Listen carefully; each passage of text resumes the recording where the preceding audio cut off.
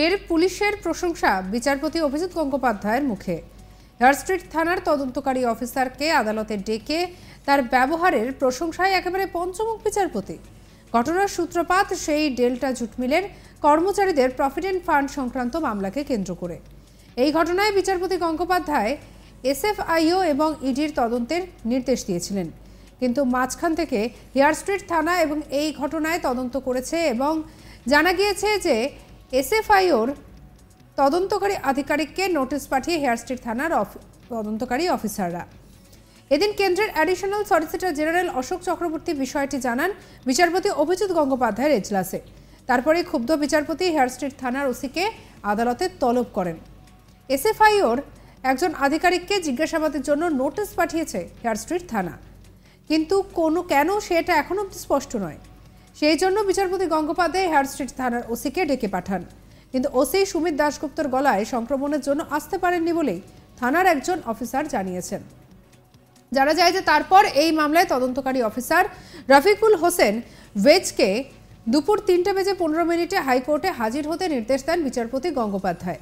নির্দিষ্ট সময়ে সেই হাইকোর্টে উপস্থিত তদন্তকারী অফিসারকে দেখে বিচারপতি গঙ্গোপাধ্যায় বলেন, হেয়ার স্ট্রিট থানার ওসিকে বিকেল 4:15-র মধ্যে হাইকোর্টে হাজির হতে হবে, না হলে তাকে গ্রেপ্তার করতে নির্দেশ দেবেন তিনি। এরপর আদালতে সওয়াল জবাবের শেষে বিচারপতি গঙ্গোপাধ্যায় তদন্তকারী পুলিশ অফিসারের সত্যি কথা বলে ওসিকে আর আদালতে হাজির হতে হবে না, তবে অবিলম্বে পুলিশের তদন্তের সমস্ত নথি এসএফআইওর আধিকারিকদের হাতে তুলে দিতে নির্দেশ দিলেন বিচারপতি। পাশাপাশি দুটি নোটিশ খারিজ করে দিয়েছেন বিচারপতি গঙ্গোপাধ্যায়। পুলিশের তদন্তের ওপর স্থগিতাদেশ জারি করেছেন। তিনি বলেন, আমার মনে হচ্ছে হেয়ার স্ট্রিট থানার কোনো বদ উদ্দেশ্য নেই, তাই আমি তাদের বিরুদ্ধে কোনো পদক্ষেপ করব না, খালি তাদের তদন্তে স্থগিতাদেশের নির্দেশ দিচ্ছি। উল্লেখ্য, গত 9 ফেব্রুয়ারি এই সংক্রান্ত মামলায় বিচারপতি হেয়ার স্ট্রিট থানায় ওসির উদ্দেশ্যে বলেন, আমি লক্ষ্য করছি যেখানে রাজনৈতিক ব্যক্তি যুক্ত থাকেন না সেখানে 3 দিনের মধ্যে অভিযোগের নিষ্পত্তি হয়, কিন্তু রাজনৈতিক ব্যক্তি যুক্ত থাকলে অনেক দিন পর্যন্ত সময় লাগে। আমি ব্যক্তিগতভাবে পুলিশের বিরুদ্ধে কিছু বলতে চাই না, পুলিশের বিরুদ্ধে আমার কোনো অভিযোগ নেই। আপনাদের কাজ না করতে দিলে আপনারা আর কি করবেন? আর এই নিয়ে ইতিমধ্যে আমাদের কালিক মানস নস্কর কি রিপোর্ট পাঠাচ্ছে দেখব। যখন এই মামলার তদন্তকারী অফিসার তিনি আদালতে আসেন, তখন তার বক্তব্য শোনার পর বিচারপতির সম্পূর্ণ ভঙ্গি বা সম্পূর্ণ চেহারাই যেন পাল্টে গেল। তিনি পুলিশের কাজের বা পুলিশ আধিকারিকের প্রশংসায় পঞ্চমুখ হয়ে উঠলেন এজলাসে বসে, এবং নিজেই বললেন যে ওসিকে আর আদালতে হাজির হওয়ার দরকার নেই। এখানে বলি যে ডেল্টা জুট মিল সংক্রান্ত একটি মামলা, যেখানে প্রায় 22 কোটি টাকার প্রভিডেন্ট ফান্ডের টাকা দুর্নীতি করা হয়েছে বা শ্রমিকদের সেই টাকা দেওয়া হয়নি বলে অভিযোগ ওঠে বিচারপতির বেঞ্চে। এই সংক্রান্ত একটি মামলা দায়ের হয়। এরপর বিচারপতি সেই ঘটনায় সিবিআই, সেই ঘটনায় ইডি এবং এসএফআইও সিরিয়াস ফ্রড ইনভেস্টিগেশন অফিসের আধিকারিকদেরকে যৌথভাবে তদন্তের নির্দেশ দিয়েছিলেন। 9 ফেব্রুয়ারি তিনি এই নির্দেশ দেন এবং এসএফআইও এবং ইডিকে আলাদা আলাদা এফআইআর দায়ের করে মামলার এই বিষয়ে তদন্ত করতে নির্দেশ দেন। কিন্তু ইতিমধ্যে হেয়ার স্ট্রিট থানা এই ঘটনায় তদন্ত শুরু করে এবং হেয়ার স্ট্রিট থানার ওসির নির্দেশে এই ঘটনায় তদন্তকারী একজন অফিসারকে নিযুক্ত করা হয়। তিনি এই মামলার বিষয়টি দেখছেন।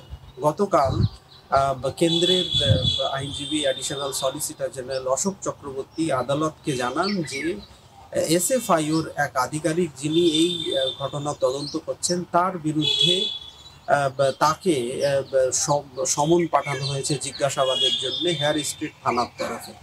বিচারপতি শুনে রীতিমতো জ্বলে ওঠেন বলা যায় কার্যত, যে কেন বিষয়টি কেন করা হলো। কারণ এই বিষয়ে তিনি তদন্তের নির্দেশ দিয়েছিলেন এসএফআইও এবং ইডিকে। মাঝখান থেকে পুলিশ কেন এই ঘটনায় তদন্ত করছে তার বোধগম্য নয়। সেই জন্য তিনি সঙ্গে সঙ্গে হেয়ার স্ট্রিট থানার ওসিকে আদালতে তলব করেন। কিন্তু হেয়ার স্ট্রিট থানার অন্য এক আধিকারিক এসে জানান যে এই ওসি তিনি বেশ কয়েকদিন ধরে গলা সংক্রমণের জন্য অফিসে আসছেন না, তিনি বাড়িতে রয়েছেন। বিচারপতি এর সঙ্গে সঙ্গে তারপরেই বেলা 3:15 এই মামলায় যিনি তদন্তকারী অফিসার তাকে তলব করেন। তদন্তকারী অফিসার হাইকোর্টে 3:15 3:30 নাগাদ হাইকোর্টে আসেন। সেখানে বিচারপতি তাকে রীতিমতো কাঠগড়ায় দাঁড় করিয়ে শপথ বাক্য পাঠ করিয়ে নেন যে তিনি যেহেতু ধর্মীয় ইয়েতে একজন মুসলিম সম্প্রদায়ের মানুষ, তাকে রীতিমতো বিচারপতির সামনে বলতে হয় যে তিনি আল্লাহর নামে শপথ করে বলছেন যে তিনি যা বলবেন তা সত্য বলবেন, সত্য ছাড়া মিথ্যা বলবেন না। বিচারপতি জানতে চান কে এই চিঠি এসএফআইওর তদন্তকারী আধিকারিকদেরকে পাঠিয়েছে। ওই পুলিশ আধিকারিক যিনি তদন্তকারী অফিসার হিসেবে নিযুক্ত হয়েছেন তিনি জানান তিনিই পাঠিয়েছেন। তখন বিচারপতি জানতে চান কার নির্দেশে।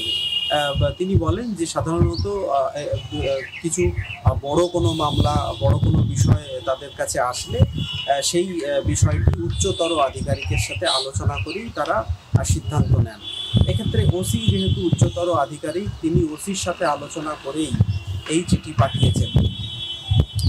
তখন বিচারপতি জানতে চান যে ওই আধিকারিকের কাছে যে তিনি কি জানেন যে এই ঘটনায় ইডি এবং এসএফআইও বা সিরিয়াস ফ্রড ইনভেস্টিগেশন অফিসকে দায়িত্ব দেওয়া হয়েছে তদন্তে। তখন তিনি জানান যে হ্যাঁ, তিনি 10 তারিখে দায়িত্ব নিয়েছেন বা তিনি ওই দিনই জানতে পারেন যে এই বিষয়ে ইডি এবং এদের এসএফআইওকে তদন্তের নির্দেশ দেওয়া হয়েছে। তখন বিচারপতি জানতে চান তাহলে পুলিশ কি করে এই ঘটনায় তদন্ত করে। তখন তিনি জানান যে এই ঘটনায় যেহেতু বিচারপতি এফআইআর করার নির্দেশ দিয়েছিলেন, সেই জন্য হেয়ার স্ট্রিট থানা আলাদা করে এই ঘটনায় তদন্ত করছে এবং তারা ডেল্টা জুট মিলের অফিসে গিয়ে কিছু নথিপত্র সিজ করেছে। বিচারপতি ওই আধিকারিকের সঙ্গে বেশ কিছুক্ষণ কথা বলার পর তিনি তার একেবারে কাছে ডেকে নেন। ডেকে নিয়ে যিনি কোর্ট অফিসার ছিলেন তাকে নির্দেশ দেন যে ওনার সাথে আমার কথা বলা হয়ে গেছে, এই পুলিশ আধিকারিকের কোনো খারাপ উদ্দেশ্য নেই বা এই পুলিশ আধিকারিক বা হেয়ার স্ট্রিট থানার ওসির কোনো খারাপ উদ্দেশ্য নেই, তারা একেবারেই আইনের পথেই কাজ করছিল। ফের পুলিশের একেবারে প্রশংসায় বিচারপতি অভিজিৎ গঙ্গোপাধ্যায় হেয়ার স্ট্রিট থানার তদন্তকারী অফিসারকে আদালতে ডেকে তার ব্যবহারের প্রশংসায় একেবারে পঞ্চমুখ হলেন বিচারপতি। ঘটনার সূত্রপাত সেই ডেল্টা জুট মিলের কর্মচারীদের প্রভিডেন্ট ফান্ড সংক্রান্ত মামলাকে কেন্দ্র করে। এই ঘটনায় বিচারপতি গঙ্গোপাধ্যায় এসএফআইও এবং ইডির তদন্তের নির্দেশ দিয়েছিলেন। সঙ্গে রাখুন আজ তাক বাংলাকে। অন্যান্য খবরের জন্য সাবস্ক্রাইব করে নিন।